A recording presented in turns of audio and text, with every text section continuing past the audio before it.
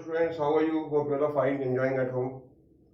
So today we are going to start the fourth chapter of class 10 ICSE physics, refraction of light. हम लोग light के पहले हम लोग देखते हैं कि लाइट किसे कहते हैं, व्हाट इज लाइट। तो लाइट इज अ, जैसा कि आप लोगों को पता है, light is a electromagnetic radiation. Light एक वेव है। इसके पहले आप लोग क्लास 9 में साउंड के बारे में पढ़े हैं, साउंड एक वेव है। पर लाइट और साउंड में बेसिक डिफरेंस क्या है? लाइट एक मैकेनिकल वेव है, सॉरी साउंड एक मैकेनिकल वेव है और लाइट क्या है? एक इलेक्ट्रोमैग्नेटिक वेव है। अब इलेक्ट्रोमैग्नेटिक वेव है, इसका मतलब इसका अपना कुछ कैरेक्टरिस्टिक है। मतलब it does not require any medium for propagation, it does not require, its speed of light is maximum, that is about 3 × 10⁸ metre per second. ठीक है, तो लाइट एक इलेक्ट्रोमैग्नेटिक वेव है और लाइट का जो स्पीड है वो एयर में या वैक्यूम में इतना होता है।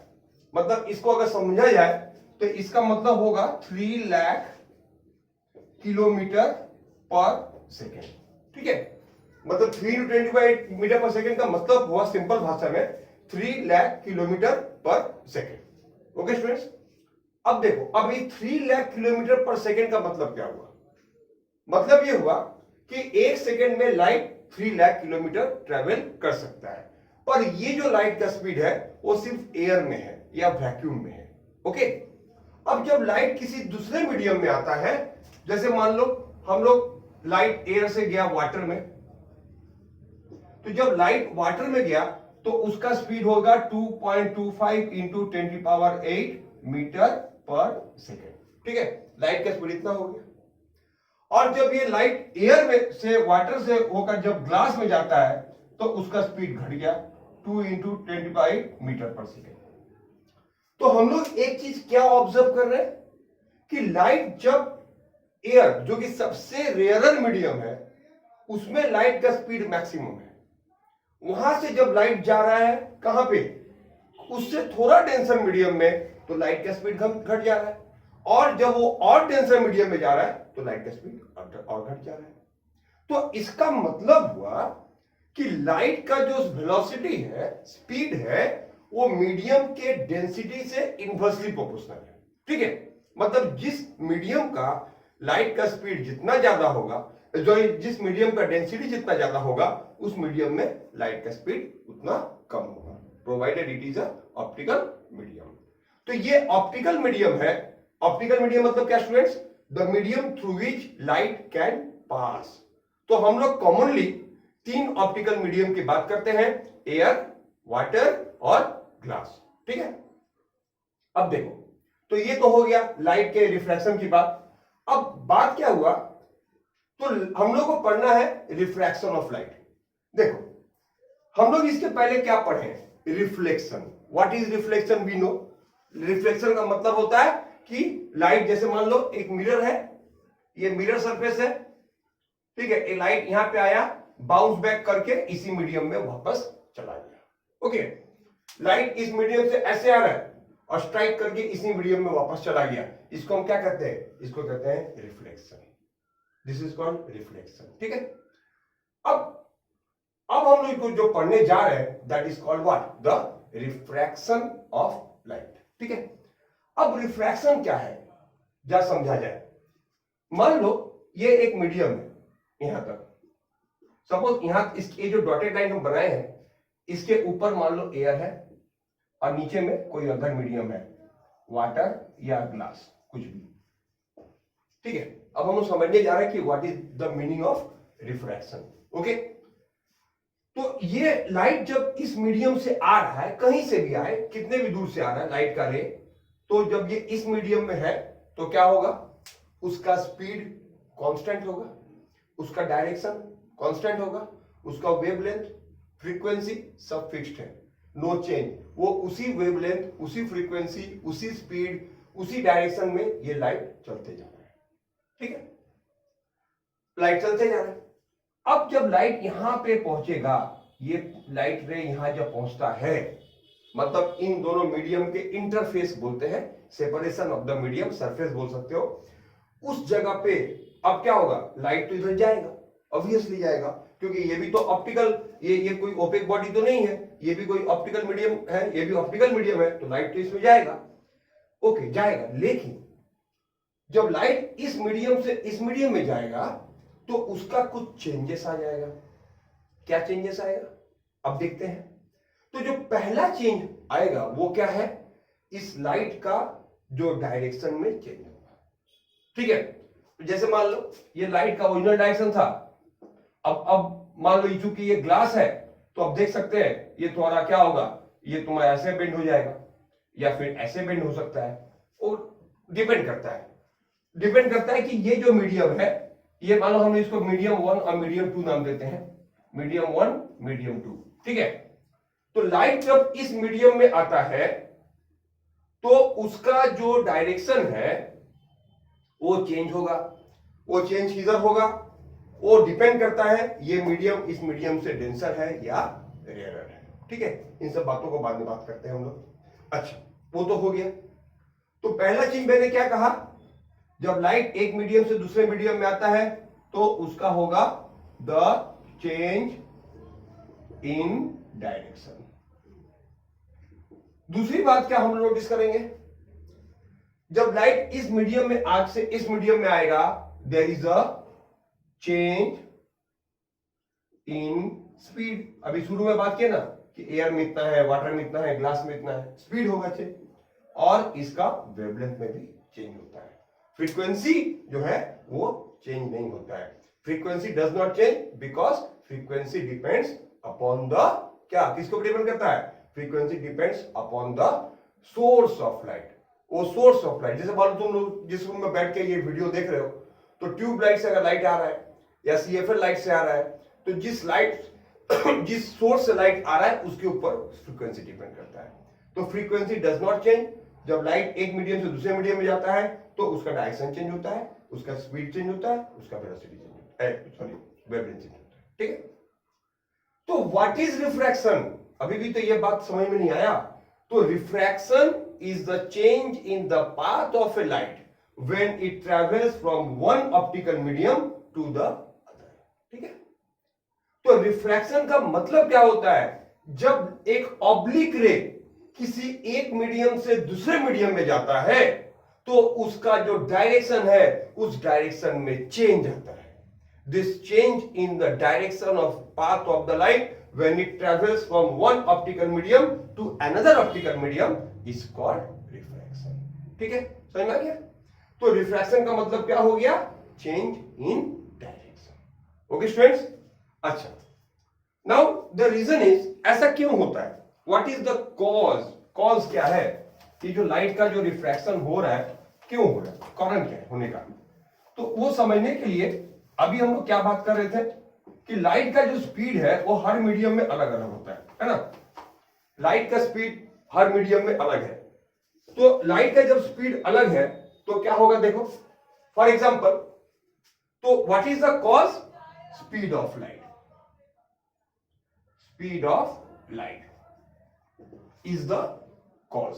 कैसे, जब लाइट एक मीडियम से दूसरे मीडियम में जाता है इंस्टेंटली उसका स्पीड चेंज हो जाएगा, और स्पीड चेंज होने के कारण उसका डायरेक्शन भी चेंज होगा।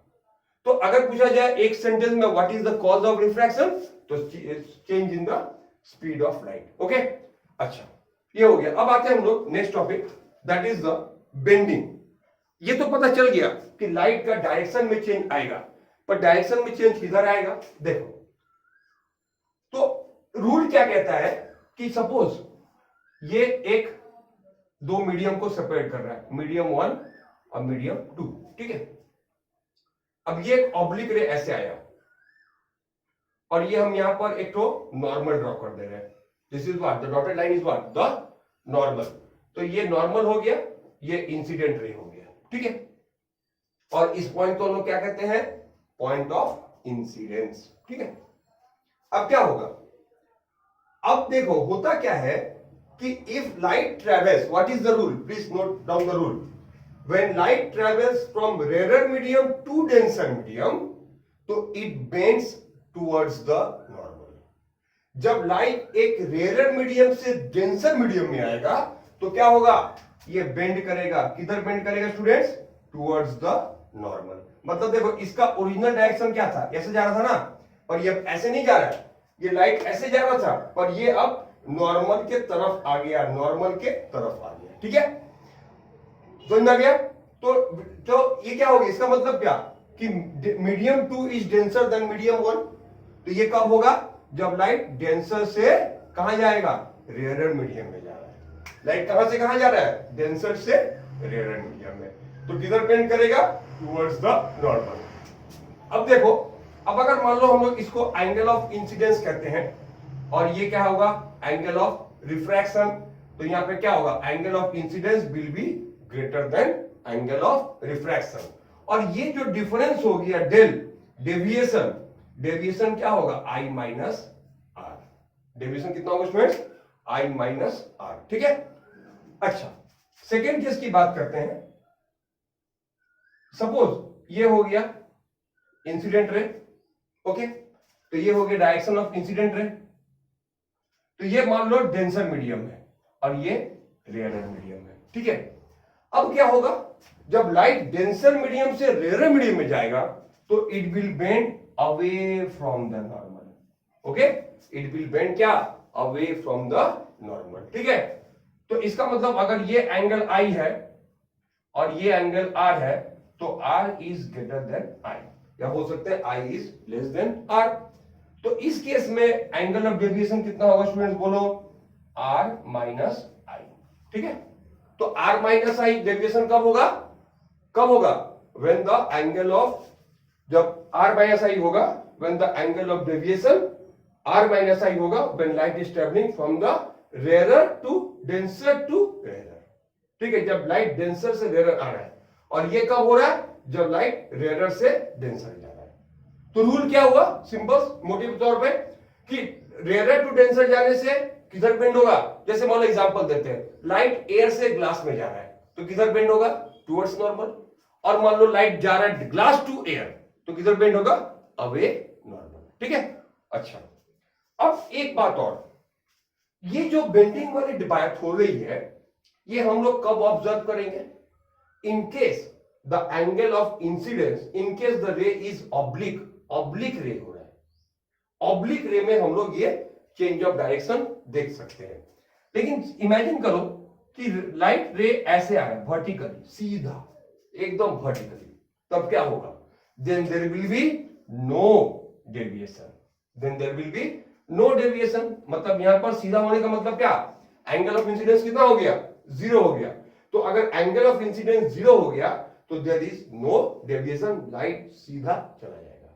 तो when there will be no deviation, question आता है कि when a light travels from one medium to other medium still there is no deviation, कब होगा ऐसा। ऐसा तो इसका दो रीजन है, एक हम लोग रिफ्रैक्टिव इंडेक्स समझने के बाद में जाएंगे। फिलहाल एक रीजन है क्या, if the light ray is normal, if the light ray is normal to the, किसके normal, normal to the surface. मतलब जो सरफेस है उस, अगर सरफेस ऐसा है तो लाइट रे कैसा होगा, ऐसे आना चाहिए, तो क्या होगा, स्ट्रेट चलाएगा, तो सरफेस के नॉर्मल। ठीक है, तो अगर सरफेस का नॉर्मल होगा लाइट रे तो क्या होगा, मान लो ये सरफेस है, ये मान लो प्रिज्म का कोई पार्ट है, तो ये लाइट रे ऐसे आएगा तो स्ट्रेट चलाएगा। ठीक है, तो there will be no deviation if the light ray is incident to normal to the surface. Okay, अब हम चलते हैं लॉज ऑफ रिफ्रैक्शन। तो our next topic is laws of refraction. देखो हम लोग रिफ्रैक्शन के बारे में तो समझ गए, रिफ्रैक्शन क्या होता है, किधर बेंडिंग होता है, क्यों बेंडिंग होता है, इन सब बातों को हम लोग समझ चुके हैं। अब चलते हैं लॉज ऑफ रिफ्रैक्शन। देखो तो ये एक सेम डायग्राम, ओके, ये आई हो गया, ये आर हो गया। जब भी रे डायग्राम बनाना एरो देना मत भूलना, ठीक है, क्योंकि एरो बता रहा है कि अगर एरो टुवर्ड्स द पॉइंट, ये पॉइंट ऑफ इंसिडेंस है, तो एरो बताता है कि अगर मान लो ये सरफेस मीडियम 1 मीडियम 2, तो अगर सरफेस की तरफ जो रे जा रहा है वो इंसिडेंट रे है और सरफेस से अवे जा रहा है तो वो रिफ्रैक्टेड रे है। तो please don't forget the arrows.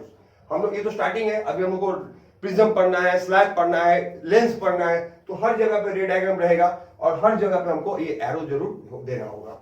अच्छा, तो ये आई और आर दो केस हो गया। अब देखो स्टूडेंट्स, तो फर्स्ट लॉ क्या कहता है कि ये जो इंसिडेंट रे है, ये नॉर्मल और ये refracted ray, the incident ray, the refracted ray and the normal, ये तीनों ही चीजें they all lie on the same plane, एक ही सरफेस पे लाई कर रहे हैं। ठीक है, तो incident ray, refracted ray and normal, they all lie on the same plane. ठीक है, एक ही सरफेस पे लाई कर रहे हैं। ठीक है स्टूडेंट्स, ओके क्लियर। अब आते हैं सेकेंड लॉ। तो फर्स्ट लॉ तो जैसा तुम लॉ ऑफ रिफ्लेक्शन में पढ़े हो क्लास 9 में, उसके जैसे ही मिलता जुलता है। वहां पे क्या था, द इंसिडेंट रे, रिफ्लेक्टेड रे, नॉर्मल, यहाँ पे इंसिडेंट रे, रिफ्रैक्टेड रे, नॉर्मल, बस यही अंतर है। अब आते हैं सेकेंड लॉ। हम लोग रिफ्लेक्शन में सेकेंड लॉ क्या पढ़े थे, आई इज इक्वल टू आर, पर यहाँ पे तो आई इज इक्वल टू आर होता नहीं है, तो क्लियर है, दिख ही रहा है, आई या तो आर से बड़ा होगा या छोटा होगा। Yes, i equal to r rare case में हो भी सकता है, पर जनरली ऐसा नहीं होता है। अच्छा, तो what is the second law? Second law of refraction is very important, और इसी को हम लोग स्नेल्स लॉ भी कहते हैं, SNELLS, name of a scientist. तो ये कहता है क्या कि देखो, अगर हम for a given pair of medium, मान लो हम एक एक्सपेरिमेंट कर रहे हैं ग्लास को लेकर, तो एयर और ग्लास दो मीडियम हो गया। तो अगर हम आई का वैल्यूज को चेंज करेंगे, मान लो हम आई लिए 30 डिग्री, तो आर मिला 20 डिग्री, आई को 35 किए तो आर कुछ चेंज हो जाएगा, आई को और चेंज किया आर फिर चेंज होगा। मतलब आई को अगर चेंज करते जाएंगे तो आर भी चेंज होता जाएगा। लेकिन उन्होंने क्या कहा कि sine i by sine r, sine जो ट्रिग्नोमेट्रिक टर्म है, तुम लोग मैथ्स में पढ़ते हो trigonometric term, sine i by sine r, ये जो रेशियो है, this ratio is a constant for a given pair of medium. Okay, तो for a given pair of medium sine i by sine r is constant. ठीक है, और इस constant को हम लोग एक टर्म दिए हैं। ठीक है, वो टर्म क्या है, उसको कहते हैं क्या, रिफ्रैक्टिव इंडेक्स। ठीक है, किसका, of the second medium with respect to first medium. ठीक है, तो ये जो हम इसको नाम दिए हैं, क्या नाम दिए हैं, refractive index of the second medium with respect to the first medium. तो ये जो मतलब, इसका मतलब क्या हो गया, सपोज लाइट एयर और वाटर से, एयर से वाटर में आ रहा है या एयर से ग्लास में आ रहा है, तो sine i by sine r, हम सपोज आई ले लिया 30 डिग्री, आर कुछ भी निकला 20 डिग्री, 25 डिग्री, 22 डिग्री, तो sine i by sine r value मिल गया हमको।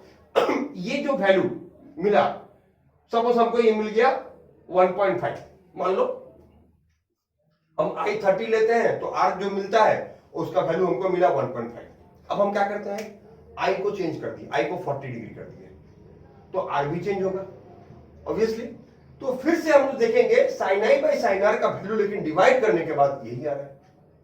फिर हम आई को 50 डिग्री ले रहे हैं, ऑब्वियसली आर भी चेंज होगा, लेकिन sine i by sine r का फिर से वैल्यू इसी के बराबर आएगा। तो यही तो लॉ है कि for a given pair of medium the ratio of sine of angle of incidence to the angle of refraction is always a constant and this constant is called क्या, इस constant को क्या कहते हैं, इस constant को कहते हैं refractive index of the second medium। what is the meaning of second medium? जहां पे refracted ray मिलता है, first medium में तब जहां पे incident ray मिलता है। तो second medium का refracted index, मान लो लाइट एयर से वाटर में गया तो ये वैल्यू 1.5 किसका है, ग्लास का, ये एयर से ग्लास में गया तो ये वैल्यू किसका है, आर किसका है, ग्लास का है। ठीक है, तो चूंकि यहां पर न्यूमेरिकल कोई कांस्टेंट नहीं है तो R I has no unit. ठीक है, तो आर आई का मतलब समझ में आ गया होगा।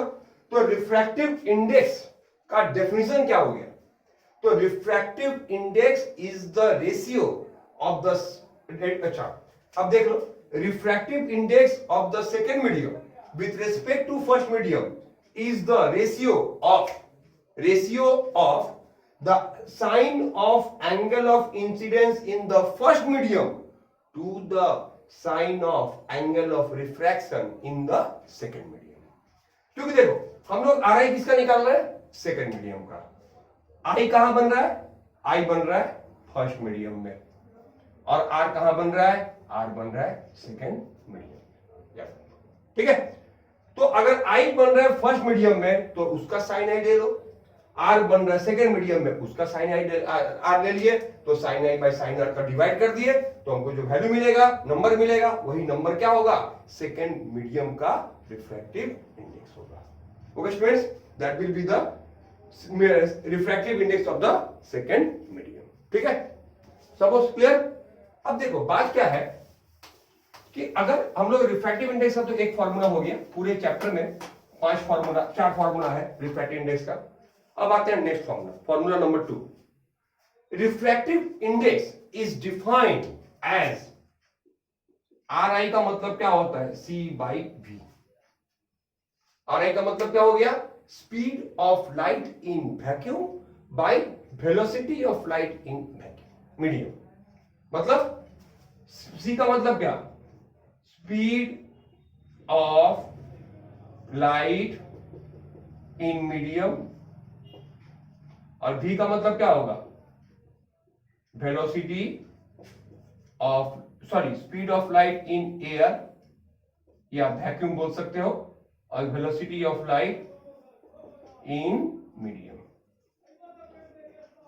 तो किसी भी मीडियम का, मान लो मेरे पास एक मीडियम है, उस मीडियम में लाइट का स्पीड कितना होगा, कैसे निकालेंगे, लाइट का स्पीड एयर और वैक्यूम में कितना है ये तो पता है, ये मान लो कितना है 3 × 10⁸, और मान लो किसी भी मीडियम में लाइट का स्पीड कितना है 2 × 10⁸, मान देखा गया कोई भी मीडियम में लाइट का स्पीड ये, तो इसको डिवाइड करने से कितना आएगा 1.5, तो उस मीडियम का आर आई कितना हो जाएगा स्टूडेंट्स 1.5, और ये मीडियम क्या है, ग्लास है। तो लाइट का स्पीड एयर में तो इतना ही होता है, ये तो फिक्स्ड है। अब ग्लास में लाइट का स्पीड इतना होता है, तो हम स्टार्टिंग में बात किए थे, तो अगर हम इन दोनों को डिवाइड कर दें तो आर आई ऑफ ग्लास कितना मिल गया 1.5। तो आर आई को हम लोग एक और तरीके से समझ सकते हैं कि किसी भी मीडियम का आर आई क्या बताता है कि उस मीडियम में लाइट का स्पीड उतना टाइम्स कम हो जाएगा। मान लो किसी भी मीडियम का आर आई एक्स है, तो ये एक्स सिग्निफाई क्या करता है, क्या बताता है ये एक्स, कि लाइट अगर उस मीडियम में चला जाएगा तो उसका स्पीड कितना हो जाएगा c बाई एक्स। समझ में आ गया, लाइट अगर उस मीडियम में चला गया तो उसका स्पीड कितना हो गया c बाई एक्स। ठीक है, चलो मान लेते हैं कोई मीडियम है जिसका आर आई का वैल्यू है 2।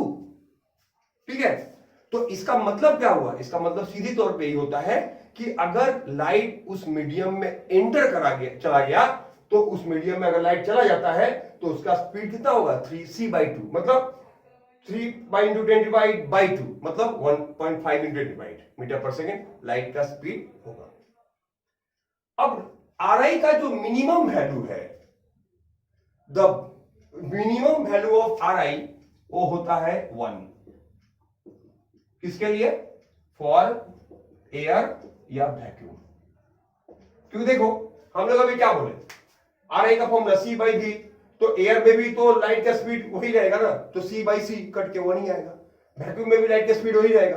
तो आर आई का जो लिमिटेड लोएस्ट वैल्यू होता है वो कितना होता है, वो होता है 1। किसमें, एयर में या वैक्यूम में। ठीक है स्टूडेंट, अच्छा अब किसी भी दूसरे मीडियम में, किसी भी कोई भी मीडियम ले लो, लिक्विड सॉलिड कोई भी, जिससे लाइट पास करे, चाहे वो कोई तरह का ग्लास हो, quartz glass, flint glass, town glass, या टर्पेंटाइन ऑयल, ग्लिसरीन, कोई भी तरह का सॉलिड लिक्विड हो, उसका आर आई का वैल्यू 1 से बड़ा होगा। 1 से क्या होगा, बड़ा होगा। आर आई का वैल्यू, कोई भी मीडियम का आर आई का वैल्यू 1 से छोटा क्यों नहीं हो सकता, हाँ ये भी question. Why the Ri of any medium cannot be less than 1? अब देखो मैंने क्या कहा कि Ri क्या सिग्निफाई करता है कि उस मीडियम में लाइट का स्पीड उतना टाइम्स कम हो जाएगा। अब चलो मान लो कि किसी मीडियम का लाइट का Ri का वैल्यू 0.5 है, थोड़ी देर के लिए एज्यूम कर लेते हैं कि Ri का वैल्यू किसी मीडियम का 0.5 है, तो उस मीडियम में मतलब 1/2 है, उस मीडियम में लाइट का स्पीड कितना हो जाएगा? c by half. c by half क्या होता है? 2c। Is it possible? क्या ये पॉसिबल है किसी भी मीडियम में लाइट का स्पीड डबल हो जाए? नो। डबल हो जाए किसके? जो कि स्पीड ऑफ एयर में है? नो, ये पॉसिबल नहीं है। इसीलिए किसी भी मीडियम का आर का वैल्यू 1 से छोटा नहीं हो सकता। ठीक है, तो आर का वैल्यू का मतलब बता दिए। और आर का वैल्यू, अब रहा बात जैसे आर फॉर वाटर, अब कुछ जनरल बात है। वाटर का कितना होता है?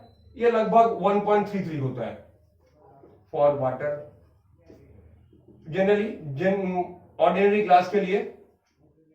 ठीक है, ऑर्डिनरी ग्लास के लिए कितना होता है? 1.5 होता है। ठीक है, मैक्सिमम आरआई होता है 2.42 डायमंड के लिए। हो गया? अब तुम बताओ, ये मैं यहां पे 4 मीडियम के बारे में लिखा हूं। लाइट का स्पीड मैक्सिमम किसमें होगा? ऑब्वियसली किसमें होगा? एयर में होगा, यहां पे आरआई का वैल्यू सबसे कम है। और लाइट का स्पीड मिनिमम किसमें होगा? डायमंड में। अगर हम लोग डायमंड में निकालते हैं तो ये कितना होगा? 1.5। अगर हम लोग 2 लिए थे तो 1.5 इंटू 10 आया था। अब अगर 2 से छोटा लेंगे तो और भी कम आएगा, 1.2 या 1.3 आएगा। तो डायमंड में लाइट का स्पीड कितना होगा? ये तुम खुद ही कैलकुलेट कर लेना। 3 बाई 2.42 इंटू 10⁸। ठीक है, ये 1 पॉइंट समथिंग आएगा। ठीक है, तो वो होगा डायमंड में लाइट का स्पीड। तो किस मीडियम में लाइट का स्पीड मिनिमम होता है? जिस मीडियम का आरआई का वैल्यू मैक्सिमम। याद रहेगा, आरआई मैक्सिमम, लाइट का speed minimum. Yes, inversely proportional. अच्छा, अब देखो, अब हम लोग जरा बात करते हैं।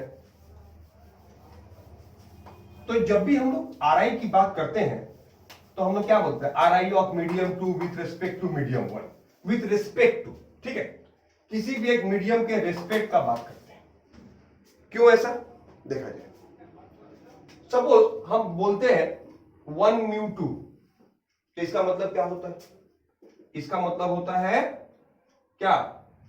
RI of second medium with respect to first medium. हो गया? अब जरा इसको एक डेरिवेशन छोटा सा ध्यान दो। 1 म्यू 2 का मतलब क्या होता है? सी बाई वी, है ना? 1 म्यू 2 का मतलब क्या हो गया? सी बाई वी। मतलब लाइट का स्पीड मीडियम में कितना है और लाइट का स्पीड एयर में कितना है। ठीक है, ये तो हो गया जनरल। मतलब ये इसको कब कहेंगे? सी बाई वी कब होगा? जब ये जो पहला मीडियम है वो क्या है? वो एयर और वैक्यूम है। तो आरआई का value formula c by v कब अप्लाई करेंगे?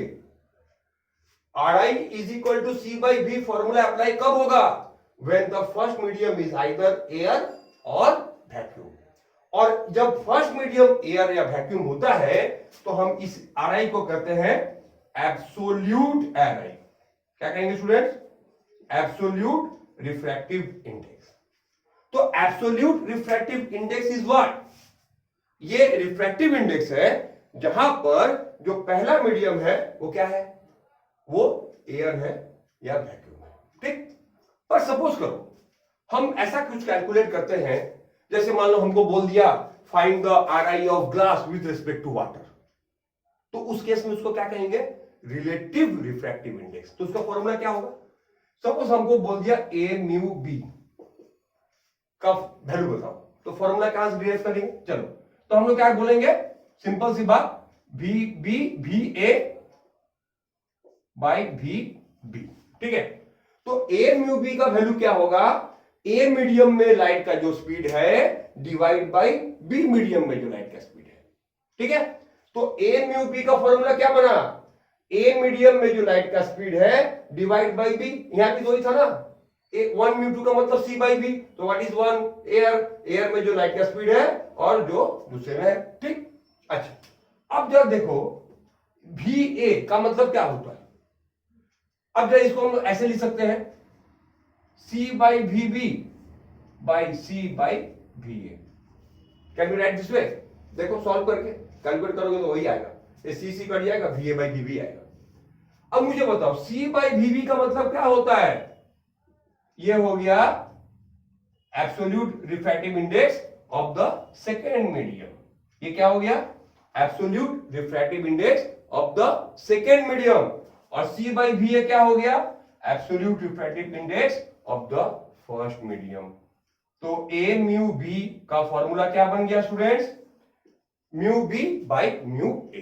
ठीक है, तो अगर तुमको मान लो बोल दिया find the RI of water, ठीक है, ये निकालना है, RI of glass with respect to water.